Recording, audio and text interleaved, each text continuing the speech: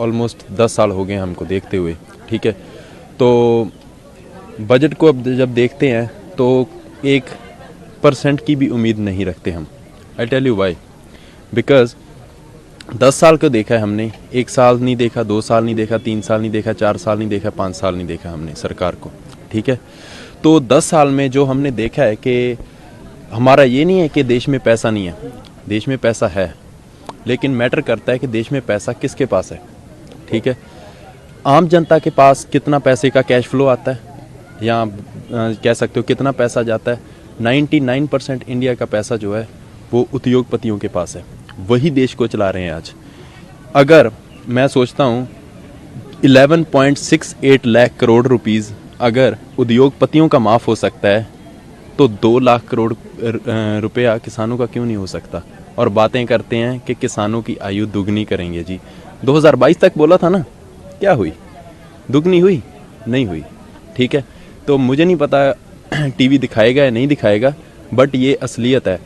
Economy Manmohan Singh के जब time था 8.1% ग्रोथ पर चलती थी, राइट। अब इकोनॉमिकल ग्रोथ कितना है? 5.4%। और हम चलो जो 2022 तक जो दिखाए थे दावे, वो तो भूल जाओ, वो तो उन्होंने बोल ही दिया कि जुमला था सभी, वो ठीक है, दैट्स इट। अब क्या दिखा रहे हैं?